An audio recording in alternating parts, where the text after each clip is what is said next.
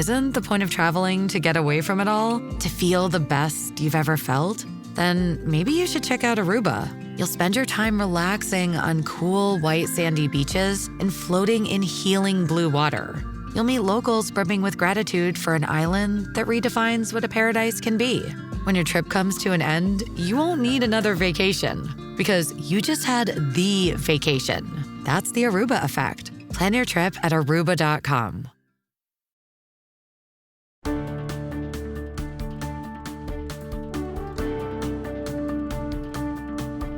This year, Americans will head to the polls once again for the 60th U.S. presidential election. But before this happens, our neighbors to the south will elect their next president. This year, Mexico is likely to make history by electing their first ever female president, as both frontrunners are women.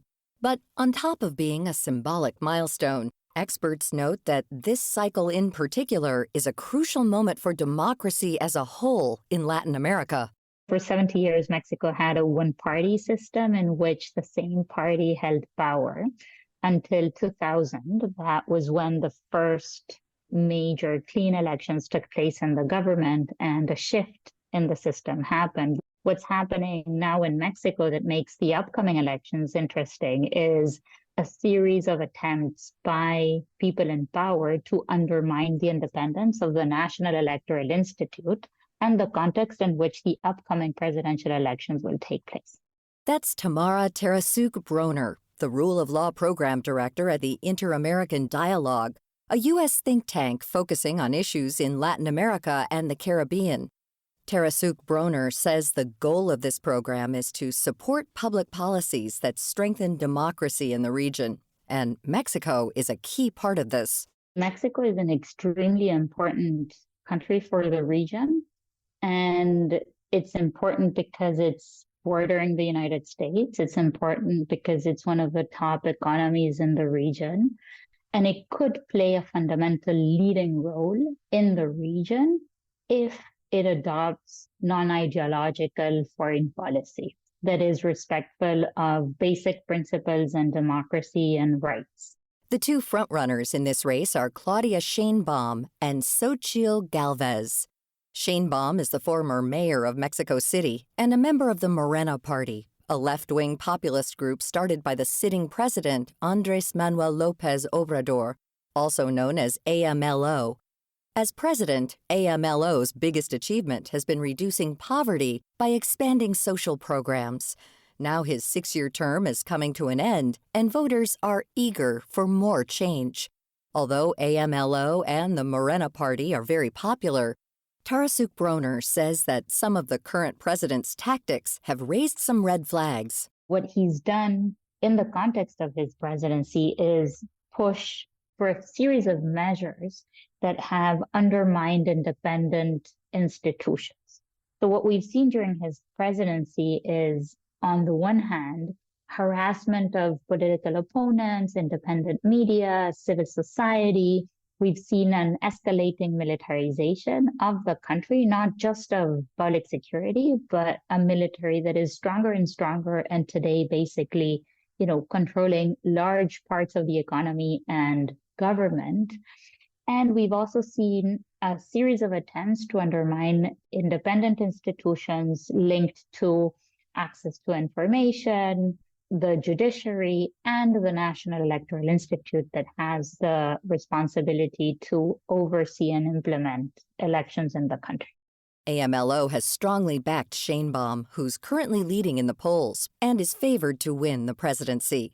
However, this predominance raises some concerns amongst experts. The problem is that we have a president that has followed an authoritarian playbook that we've seen in the region elsewhere, with someone that comes to power through elections, but once in power, he's turned his back on these basic democratic guarantees, like, an independent press or civil society or judicial independence or an electoral autonomy.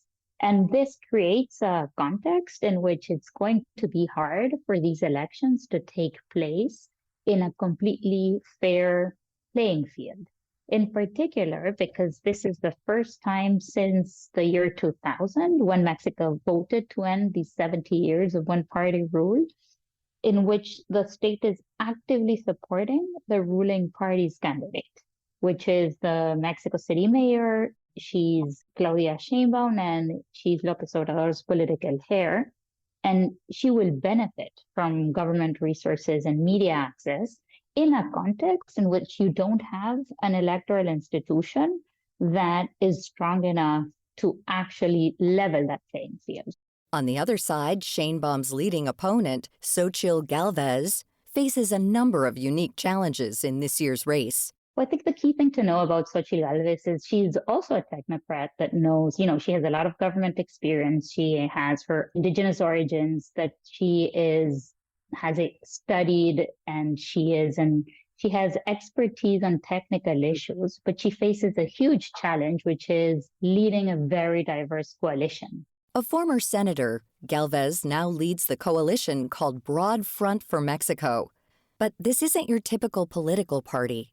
Instead, the group is made up of 3 different Mexican political parties from across the ideological spectrum. One uphill battle will be Gálvez's ability to rally these groups together to support her candidacy. And the other thing that I think is important about this election is that it's very likely that Mexico is going to have its first female president this year, but there is still uncertainty about what the future of women's rights in Mexico is going to be, even in that scenario, because neither candidate has done much to champion the cause of women and women's issues in their past government and non-government experience. On top of a new president, this year's election cycle in Mexico will also see an entirely new Congress. With all of these positions up for grabs, some key public policy changes will likely be put in place. But why should Americans care about the political changes happening in Mexico?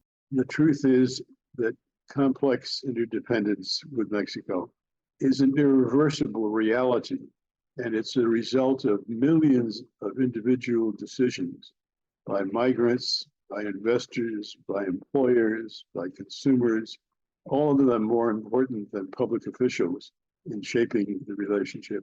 That the flow of people, capital, goods, services, and ideas back and forth across the border in terms of millions of people on a daily basis is something that's been going on for decades. That's Abraham Lowenthal, Professor Emeritus of International Relations at the University of Southern California.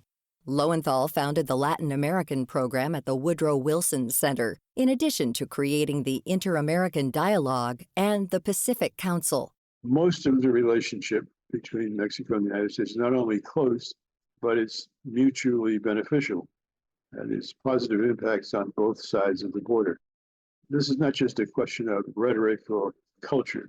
In the economy, Mexico has displaced China as the largest export market of the United States.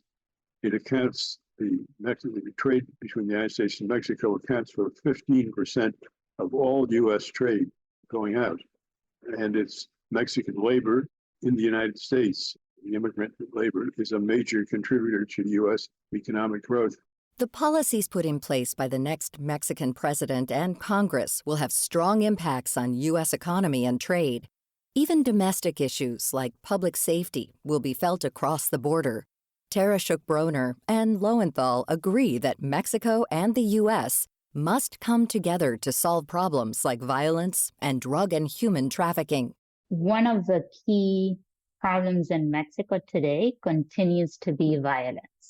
The violent situation in certain states with organized crime, drug trafficking gangs, controlling certain areas, and the escalating homicide rates, extortion rates, pose a huge challenge that the next government is going to have to address by not only adopting a punitive approach, sending people to jail if they commit crimes, but also addressing the root causes of violence. And for that, you need a very clear coordination with U.S. authorities and other governments in the region, because what we're seeing is an expansion of organized crime networks throughout the region. While this election will impact U.S. Mexico relations, both experts agree that this relationship could change entirely depending on the outcome of the U.S. presidential election in November. To find out more about this topic, democracy in Latin America, and our guests, Tamara Tereshuk-Broner and Abraham Lowenthal, head to viewpointsradio.org. This segment was written by our associate producer, Tabor Brewster. Our executive producer is Amira Zaveri. Our studio production manager is Jason Dickey. I'm Marty Peterson. Coming up next week. So I had a case that lasted over 10 years, and then there were appeals, and it just went on and on and on. This person was part of my life for 10 years. I happened to like her a lot, so it was okay, but yeah, it was awful. We speak with a prominent divorce attorney about the biggest misconceptions, clashes, and more. Then, if trauma doesn't come then, if that kind of injury to us doesn't come during young adulthood and midlife, it will definitely come if we're lucky enough to grow old. Trauma, just another part of life. I'm Marty Peterson. and I'm Gary Price. These stories in depth on your public affairs magazine, Viewpoints.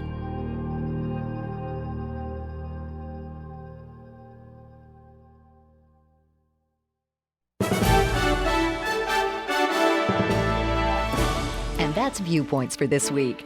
Follow us on Twitter, Facebook, and Instagram to learn more about upcoming shows and find a library of past programs on Apple Podcasts, Google Play, and Spotify. Plus, you'll always find previous segments and more information about our guests at viewpointsradio.org. Join us again next week for another edition of Viewpoints.